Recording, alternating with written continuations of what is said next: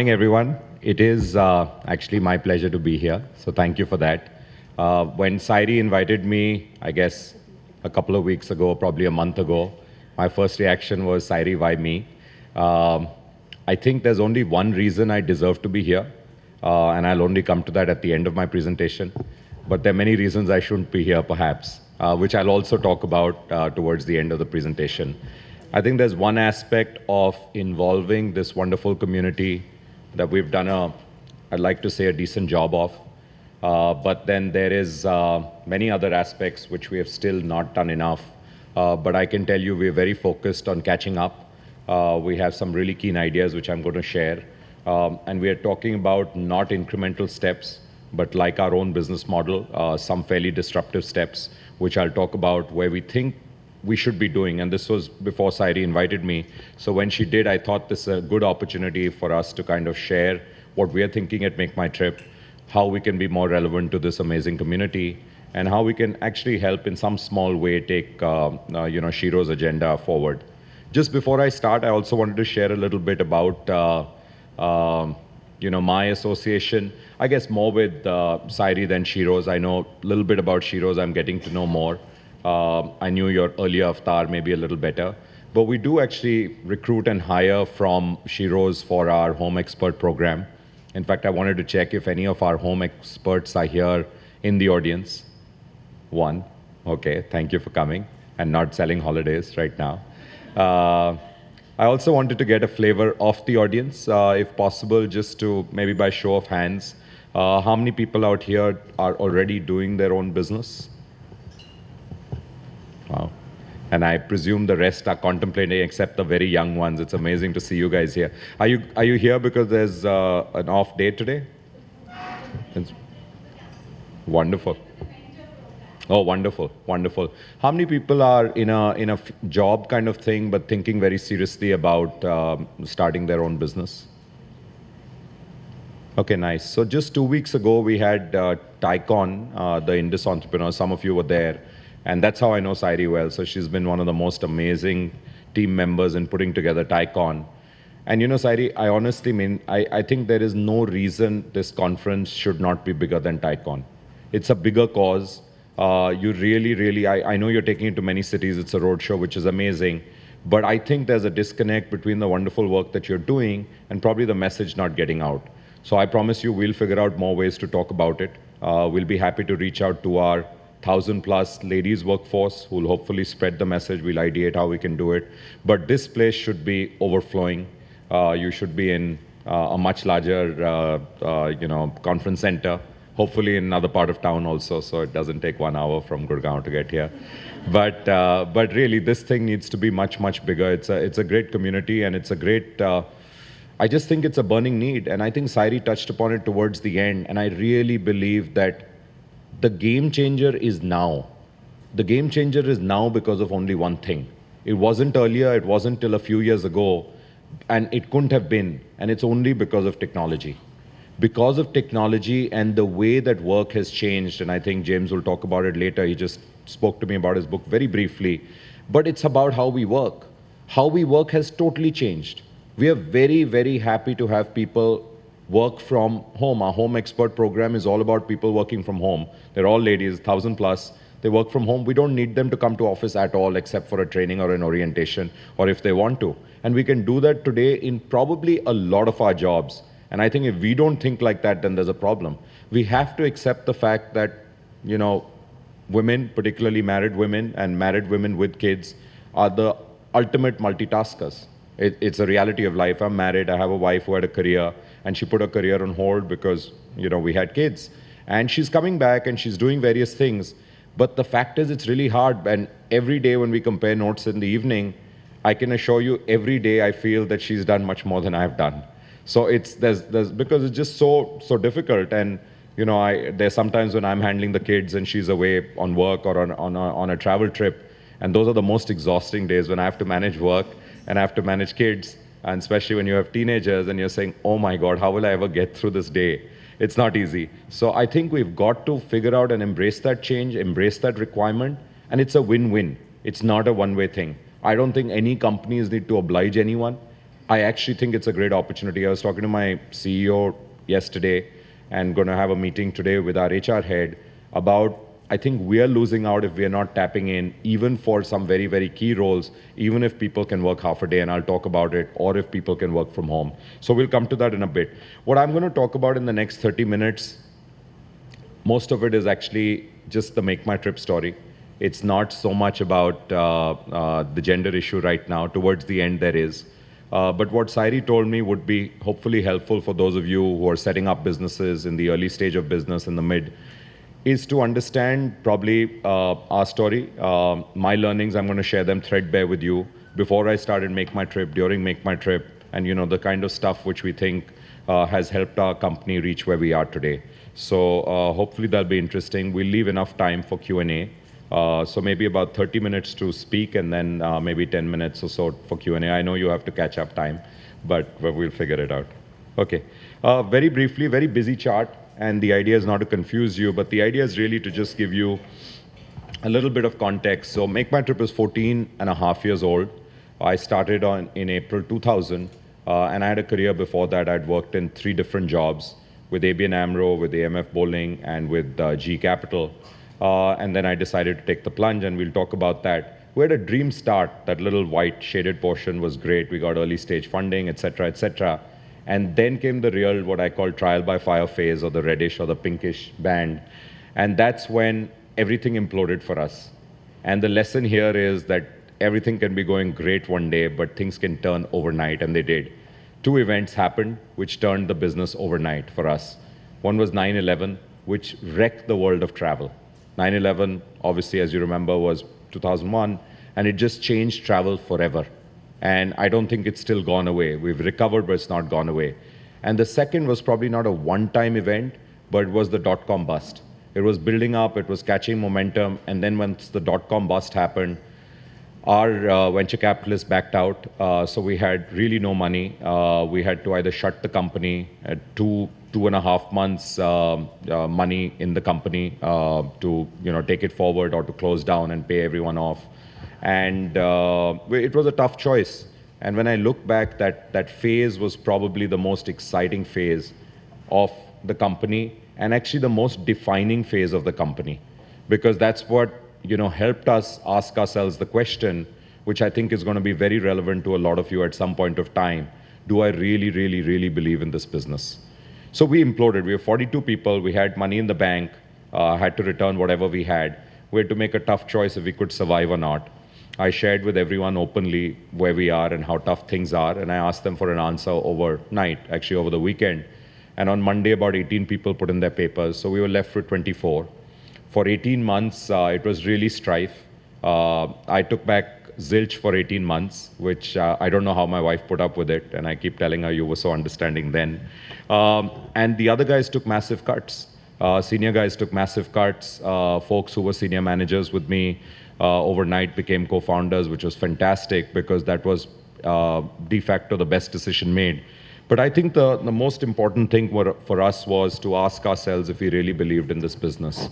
Because it was your own money, it was your own time, and we all had an opportunity cost, like each one of you does. You have an opportunity cost, which means you could be doing something else.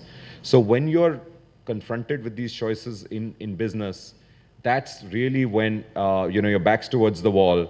You're not fooling anyone, you're doing it for yourself. And for me, that was the defining time, because the team that stood by was the team that believed, if not in the business, in me or in the others. And the 3 of us, me and 2 co-founders, without whom I don't think I could have made the company, who stood by, we had each other. And it was an amazing period for us, very tough, but once we came out, the biggest lesson it taught us is that we're not freaked out with anything now. We went through a tough period maybe 3 years ago when 2 big airlines cut us off because we were trying to be very adventurous with pricing and doing various things. And really, we dealt with it with a lot of calm. We were on a river rafting, no one rushed back. We put our heads together and we said, okay, we've seen worse, we won't shut down. And that sense of calm is really important. And you'll only develop it by going through a really tough experience, coming out of it and then saying, so what's the worst that can happen? I've been there before. And I think Sairi was alluding to that when she said, we doubt ourselves too much sometimes. Put those doubts out on the table. Your own perception of you sometimes, and I think this is probably true for a lot of people who've taken breaks from working life and come back, is lower than it should be. And then we entered this organic hypergrowth phase from 2005 to 2010. We managed to list the company in 2010. We are listed on NASDAQ. It's actually been more than 4 years of reporting what I call QSQT, or quarter se quarter tak, because that's life now. But it's a different kind of life. It's very exciting. I still get goosebumps before important events. I still love coming to work, and I think the only reason I go back from work is because I have a family. And the days the family is not in town or I'm working elsewhere, let's say I'm traveling, work never ends. And I enjoy it. It's not like I have a problem with it. It's still a lot of fun. And we actually have a lot of plans, which we can talk about at a different forum. So for me, taking the plunge and staying the course is my most important learning through the whole career. And I think the first thing you need to do is, when you're doing your own thing or any tough decision, the first thing you need to do is a very, very honest, brutally honest self-evaluation about what your strengths are, what you're really good at, and what you're not so good at. Because no one knows you better than you, and no one knows me better than me. The reality is we don't probably open up even to our closest of confidants. Maybe women do a better job of doing that, maybe they don't, I don't know. But we normally don't. We just hide, especially at professional life. We like to hide certain aspects. Those are the aspects we're perhaps not so great at. But that's okay, because it took me a long, long time to realize the best thing you can do is to play to people's strengths and find a way as a good manager to put them in situations where their weaknesses are not exposed, because everyone's got both. I've got plenty of weaknesses, but I will supplement them by having really good people around me in those areas. I know I can't code. I'm not a technologist even by skill. So I'll obviously, well, I'm forever seeking a great CTO, and hopefully one day we'll find that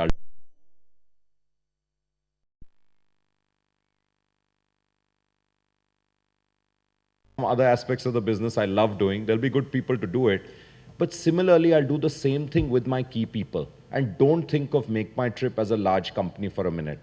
Think of us when we were a young company, because really we were at one time one person and 20 people. For the longest time, we were 24, 30 people, honestly. So, this was huge. We were in this tiny place where it was a mezzanine. If I raised my hand, I touched the ceiling. If we swiveled around, we knocked our knees. It was 10 rupees a square foot in Okhla Phase 1.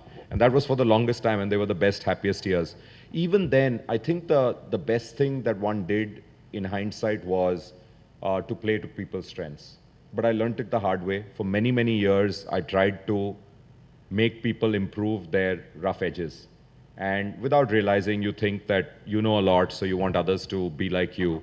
And for me, the biggest change was when I said, I'm going to accept that and I'm not going to change that, but I'm going to play to people's X factors. And everyone has an X factor where they're phenomenal at.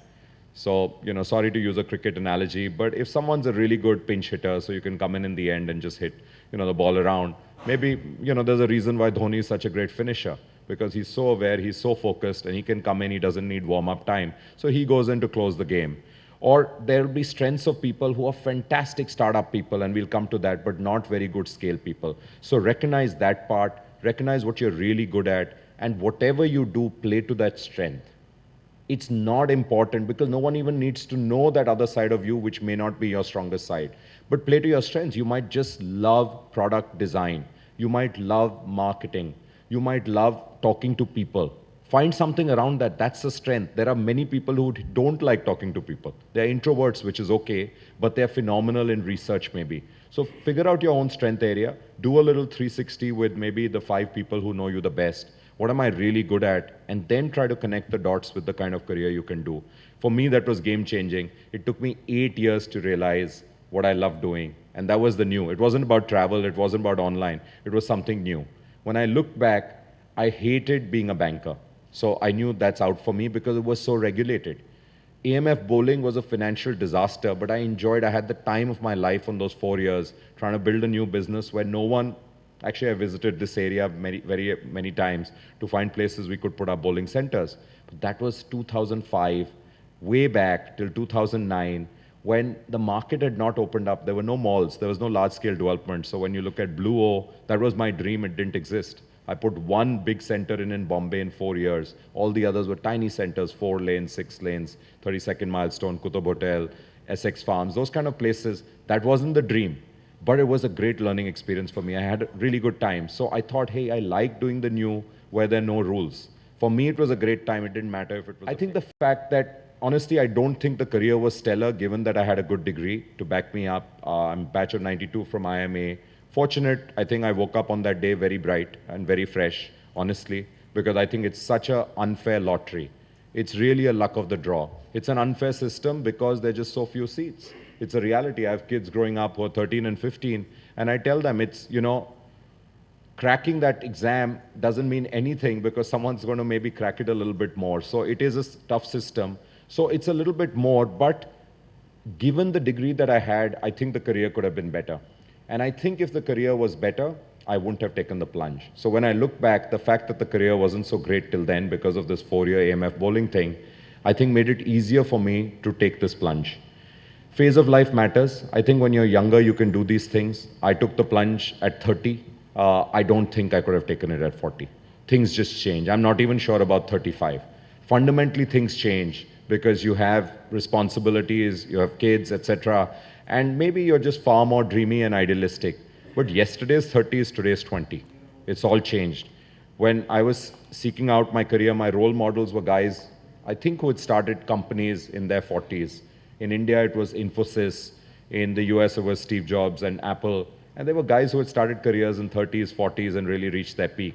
That's moved a decade.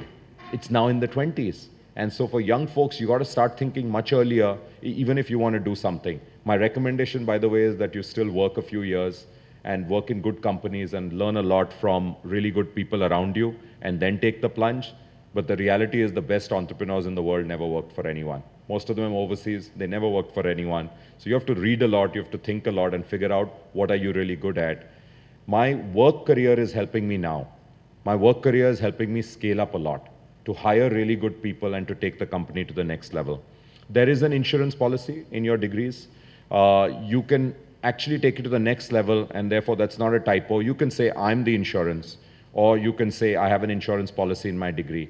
In India, fortunately, if you have a good degree and you're good at your work, at something that you do, I don't think you'll ever be out of a job. That's a reality. So use that mindset. What Sairi said, put your doubts on the table and play with confidence. Because if you're going to say, I'm going to check this out for 6 to 12 months, I promise you it's not going to work. There is no time kind of definition. I tell people, a lot of my colleagues post-IPO have turned entrepreneurs. And I promise you, real advice, good friends of mine, I said, don't even put a time limit on it. And if you put a time limit on it, please, it's not 2 years, 3 years, even 4 years. You're checking in for something which could be maybe 10 years. I started off, I thought it'll take much shorter period. The reality is it took us 10 years to IPO. It's now 14 years and we are still growing. It took us maybe 8 years to be something meaningful. The first 5 years were just trial by fire. We were figuring out who we were. We were tiny till 2005. And we really took off after that in 2005. So don't put a time limit and check in. You have to say, listen, I'm just going to improve week on week. I'm going to improve month on month on the key metrics. If you're doing that, it'll work out. But if you're not improving week on week, folks, we still measure every hour of our business with the same hour last week on the same day. And that's granularity, that's analytics. You need to do that. Maybe in some businesses, not every hour, maybe every day. But if you're not improving week on week, and there's this week concept which is very important, like today's Monday to last Monday, or today's Tuesday to last Tuesday, barring no holiday, that's sign of improvement, even if it's tiny. It's incremental, but you're moving in the right direction, because then you're onto something big. If you're not, then you have to question yourself why. So don't put a time limit, rather put a progression limit. I have to improve week on week. Some bad weeks I have to improve month on month. There's seasonality, fine, understood, but we've got to keep improving. And finally, I think past failure really helped me. So AMF bowling's failure for me, it was a disaster financially for me, really egged me on, because I couldn't in my own, I think, eyes fail again. So I was really, really sure I don't want to hang in the towel in 2001 when 9/11 happened, when the dot-com bust happened. And the real reason, which I don't think I told anyone, was I couldn't have two failures, because for me, 2 dots make a line. 1 dot doesn't make a line, as we all know. You can be anywhere. It's a dot. But the moment you have two dots, it becomes a line and you can extrapolate that. So that got me in a frenzy. But it's a dicey one because it can play to your advantage or it can be a negative. It's very comfortable for me to stand up today after 10 years, 14 years and say, oh, it was great. But the reality is at that time, it's not resilience. At that time, when you have that tough decision, should I put in more money? Should I put in more time? Should I take a small loan from the family or from a friend and put it in? It's not about resilience. It's about gut and it's about stubbornness. So if you really believe in what you do and those 3, 4, 5 confidants around you, level-headed, intelligent people, one mentor, really believes that you're onto something, please do it. But if you're the only one, sometimes it's a bit of a risk where you could be, I guess, delusional or thinking only, so obsessed with your own little thing that not smelling the coffee. So it's very important to have 1 or 2 mentors who can always give you the right advice, even if it sounds horrible, but take that advice. Okay, I think reading the market right is very important. Anyone seen this slide before? Besides, okay, so who has, hold your peace. Who haven't, so do you know what's going on here? So a famous cola company launched their brand in an international market. International market happened to be Middle East. Guess what happened? They launched with this big billboard all over the Middle East. They were a disaster because, as you know, in the Middle East, most Arabic languages, you read from right to left. When you read from right to left, it's not a very nice picture. The point out here, of course, is if you don't read the market right, you're toast. I misread the market in AMF bowling. For me, it was the biggest learning. Large-scale development did not exist. If China had 20,000 lanes, which is what my corporate office was telling me, India should have 2,000. The reality is China already had big development. It was a discontinuous and an unfair parallel. Fortunately, in MakeMyTrip, we read the market right twice, and I think it made the difference between survival and success or failure. And that was once in 2000 itself when we launched. We actually launched with an India offering and an NRI offering. And in 3 months, we shut down India because we were reading the market and we were saying no one was buying. We had what we call lots of lookers, very few bookers. So no conversion. People were curious. They were coming. A lot of you were already, I guess, on the internet in 2000, but they weren't booking because they didn't trust the medium. They didn't want to drop their credit card. The best decision we made in hindsight was we shut marketing in India. We kept the site going. We marketed only on the NRI market, US NRIs, because they were looking and booking, because they were comfortable with the internet. They'd already bought online with Amazon, with Expedia, with others. So for us, first decision kept us going, kept our fires burning, albeit very, very dimly. Next decision, 2005, India is ready to launch. Perhaps could have been 2004. Read the market right. 2 big things happened. One was the launch of, or the advent of low-cost carriers. They gave us an advantage, or gave us an opportunity which we could solve a customer problem. You wanted low fares and your traditional travel agent didn't want to offer them. We could solve that problem with technology. We seized that opportunity.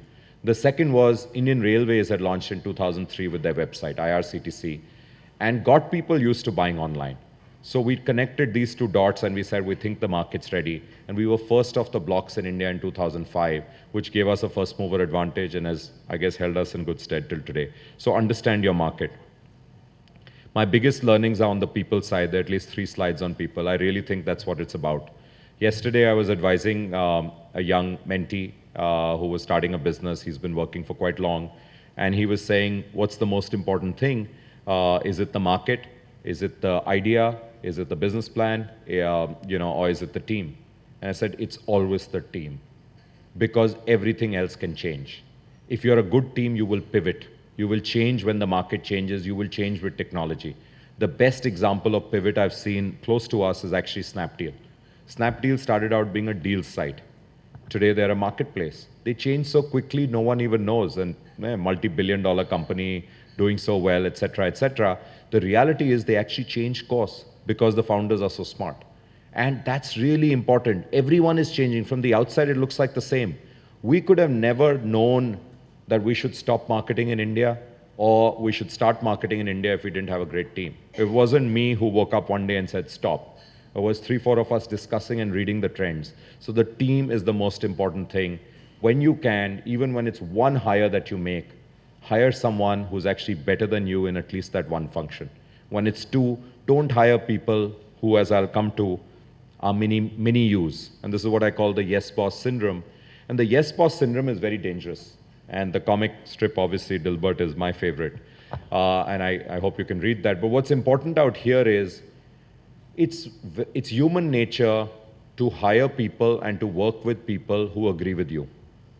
But when you work with people, it's okay. When you hire people who agree with you on everything, you're actually hiring what I call a mini version of you. You're hiring a mini me. And a mini me is very dangerous because the quality of your decision making will not go up in the company because the person will agree with what you're saying. So what was the real point? You get more, hands on the deck, you can get more brute force, but you really don't get someone who's going to question you, compete with you, ask you the tough questions, and disagree with you, which is the most important thing. So for me, it was a learning. There were some people who were probably more agreeable. Today, I can tell you, most of the people, at least in my direct reports are too few now, which is good. But in the leadership team, we have a leadership team of 11 people, just expanded, let's say 12 people. I think at least half of them happily and vehemently disagree with me. Some of them don't even give me respect any longer, but it's a good thing. It's really a good thing because that's the culture that we've created. The first time this happened to me in a board meeting, it was very difficult. When one of my colleagues disagreed with me and I was talking to my board and I was telling them this is what we're going to do, and I hadn't discussed it before. And one guy visibly disagreed. And it was difficult because you first go red in the face and you say, hey, I'm supposed to be the boss, etc. But just like what you said, Sairi, once you get that off your chest and once you put it on the table and you say it's all right to be wrong, it's amazing. It's almost liberating. Because you can now admit freely, I was wrong, 1 out of 10, 1 out of 5, sometimes 1 out of 3, that's okay, but I must have got something right. But it is the maturity to give in and to agree to a better idea because it's based on fact. And I've seen it's been so good because now I've been able to attract people. The word gets around where people say, hey, this is not a startup company run by a bunch of guys and whatever is their thing. It's a company where your opinion matters. It's a company where you can make a difference. You can come in, you can argue. So we are attracting the right kind of talent. Always hire people who have the guts to disagree. I, in fact, go one step further. I say your best friend at work is actually the person who irritates you the most. Because he or she is the person who will help you take the quality of decision making up. It's really, really important. And I have, fortunately, a couple of colleagues out here who can figure out. But that's the kind of company where we are, where we argue. And these are the people who are helping me not take a bad decision every day. Otherwise, I think we'd make a lot of wrong decisions. So when you can and when you expand your business, hire people who are opinionated, but who can back it up with logic, who can argue with logic. And that's really important. You'll make better decisions. As your businesses will grow, you'll also realize there's an evolution of the team, and not everyone will evolve the same way. So like I said before, some people are fantastic startup people. They're really good in the early stage. They're what I call all-rounders. You can give them the bat, they'll go in and bat. You can give them the ball, they'll go in and bowl. You can make them field anywhere. They're all-rounders. They don't ask, ye mera kaam hai, ye aapka kaam hai, kiska kaam hai. They just do the work. And I've been fortunate to have guys like that who never asked, hey, I was hired for marketing, but now I'm, doing something database entry. Because they saw me do it, they saw others do it, and it's great if you can lead by example, but they were comfortable doing different things. As companies grow, you need specialists. You don't need all-rounders so much. You need specialists, so you need people who are very good in their functional areas, solid technology people, solid finance people, solid HR people. In HR, it becomes learning and development. In HR, it becomes engagement. In HR, it becomes hiring. Within hiring, for us now, we have tech hiring, very different from non-tech hiring. You super specialize, and that's what companies need. So what do you do with those startup wonderful people? I don't think you let them go. I think you put them again to play them in an area of strength, which is in new ideas, new ventures, new things that you're trying out. Because remember, they were very good at startup. So when you want to start up something new, like today, we're starting up, let's say, Middle East. We started up 2 years ago. We're doing some work in Dubai. We will put good startup people over that. Or I have a phenomenal co-founder, but he gets bored too easily. I give him the new because he's phenomenal at the new stuff, but he's terrible at the detail. So he doesn't like that. He gets bored. It took me a while to figure that out. Now I use that to our advantage. I have another co-founder who's fantastic with the detail. He's a scale guy. He's now CEO of the India company because he's phenomenal with scale. He has all the patience and he's great at org building. So you got to play your people. You just don't say, hey, we are beyond that phase. I don't need you any longer. And so you need people, but you need them in different areas. And I think fitment becomes the key. This is a bit of an obvious thing, but I'd like to tell you it's become more critical than ever. And because of that same T word, technology. If you don't innovate now all the time, it's not every 2 years, every 4 years, every 1 year, it's almost all the time, you'll actually perish. And you could die. And we've seen that a couple of times. If we hadn't changed in some key places, like if we hadn't built a hotel and packages business, we would have never managed to IPO. Air businesses are not interesting at all for the markets. If we hadn't got into charter business, which was very risky, I don't think we would have ever created a domestic business. Now we don't do charters too often, but we created a domestic business because we took the risk firsthand. We took charters to places people thought are very expensive to reach and very difficult. To Andamans, to Bhutan, to Ladakh. And we made businesses out of this, and suddenly we are known for these destinations when we've done a lot of work. But we took those risks. You have to innovate online and offline both. Now we're innovating on mobile every day. We have 4 million apps downloaded. It's changing our business. 1/3 of our business today comes through mobile, traffic-wise, and 1/4 transaction-wise comes through mobile already. 1.5 years ago, it was 0. It's moved so rapidly and so dramatically, but if you're not aware of what's happening in the market, someone else will come and disrupt. I tell my colleagues this all the time. We disrupted, we either will get disrupted or we need to keep disrupting. There's someone else sitting in a startup in Okhla phase 1, in a garage, in a mezzanine, who's going to come and eat our lunch if we don't think like a startup and we're not agile in our decision making. We really do encourage risk-taking. I've gone back to hiring all our young product managers. I call them young Turks. And all our young product managers, fresh out of school, 1 year, 2 year experience, I'm actually hiring them. And I love meeting them and I love hiring them. Others meet them too, but I said I want to start this initiative because I think that's the change agent for us. And the one message I leave them with when they start or when we do our induction is, figure out, learn everything. You don't have to hit the ground from day one. You don't have to be a Dhoni.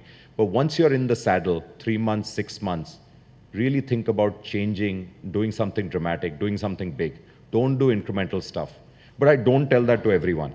I tell that only to the folks who are demonstrating that kind of passion and who are clearly the kind of guys with big ideas. And it's very easy because we have regular reviews. We see the people with that kind of spark. We see their work they've put out and we say, this guy is capable of much more. And I'll have a separate chat with them. Rajesh will have a chat with them and we'll say, listen, you should be hitting the ball 300 yards, not 200 yards. You have it in you. That turns on people a lot. You got to spot that talent and then give them the confidence. Go ahead, take a risk. We have a safety cushion. For us, it is always about take people along, take a risk, but do it the right way, which is take people along, share your idea and say, guess what? I'm going to spend 50 lakhs on this in development cost in marketing, but we could make 5 CR or 10 CR or 20 CR and share the plan. Because that's your chance to say this is not a good plan or tacitly to agree. You've taken people along. That is risk-taking, but as a company giving a lot of protection or a cushion to it. We're huge believers in sharing the wealth. When we IPO'd in 2010, really proud to say we had 70% of our people covered by the ESOP plan. Even now, we have a very large, very deep plan, and we cuts across a lot of people. And at senior levels, this is significant. A lot of people have quit. Some of them have gone up and gone up to the hills. Some of them have gone up to the beach. They've left. They've done various things. Many of them are starting businesses, and that's pretty heartening for me actually. It's horrible to lose a good colleague, and there's a lot of attrition going on. But there is nothing more wonderful for a founder than to see others enjoy the success too, beyond just saying, okay, you got an award and you got a reward, but to make some serious money out of the outcome. And I cannot believe it when there are companies who don't do that. And there should be more. Infosys, I think, was the role model in India. And I hope there'll be more companies, Silicon Valley-like out here, who are willing to share that. Because really, beyond a certain point, I really don't know what people will do with that bonus or that got lucky kind of payout. I'm huge on preserving our culture with growth, but I also find it the biggest challenge. Till we were 200 people, I knew each and every person in the company by name. and a bit about them. We would go on offsites, we'd go rafting, we'd do a lot of things as a company. Now we do them as departments. And I promise you, I would read up, I would ask HR for people's fact sheets, pictures, photos, names, everything, so that I knew enough about people. After 200, 250, it starts collapsing. It falls apart. But I am a people person. I just really enjoy connecting with people. After that, your culture can only be preserved if you've hired the right kind of people. They're your culture ambassadors. If you're in different locations, the branch managers are your culture ambassadors. Even in the same place as you grow, and maybe this is not relevant for many of you, the value system of the people at senior levels and at the next level will determine culture. Some will take it a notch upward, some will take it a notch down. That's fine. Culture will this thing, so long as you have a guardrail for culture. And you have things that you will not tolerate, but you have a code of conduct that people, agree to. So we've been voted among the best companies to work 4 years in a row. Actually, for 3 years, we were fantastic. We had a single-digit rank. Now we've moved to a double-digit, and we're really bothered about it. We're trying to see how we can get back. We know why it's happened. We had some degree of right-sizing in one particular area of the business, but we are very committed to coming back.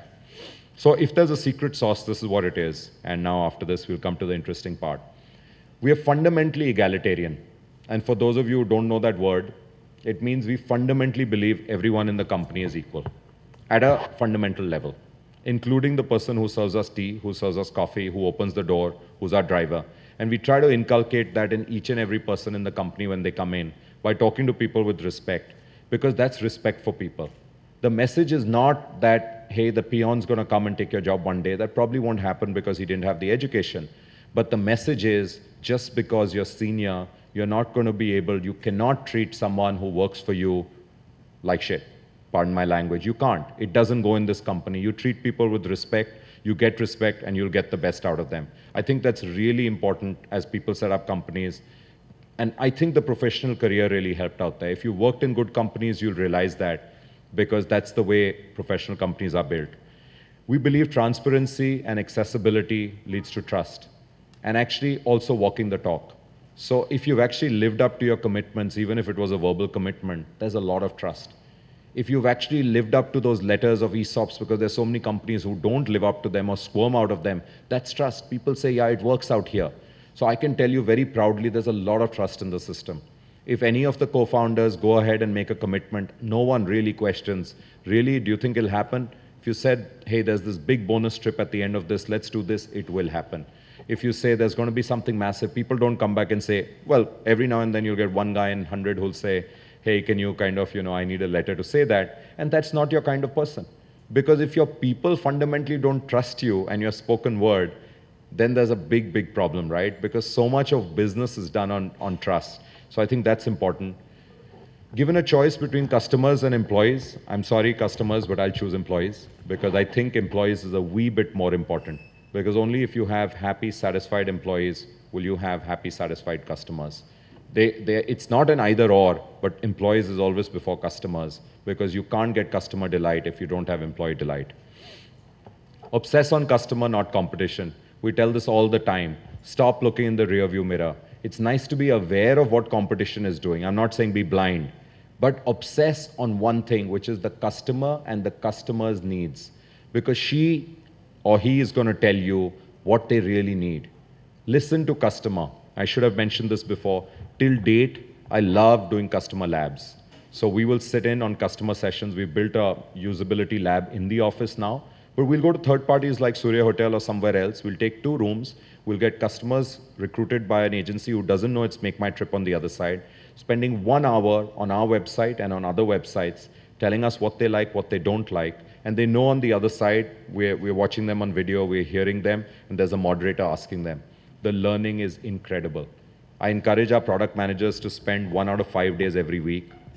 They probably do a little less than that, but hearing customers, because it's a game changer. The customer will tell you what they need, but listen to 100 customers first, without your bias. We are typically never the customer. We think we are the customer. Our customers, no matter what you do, is totally different.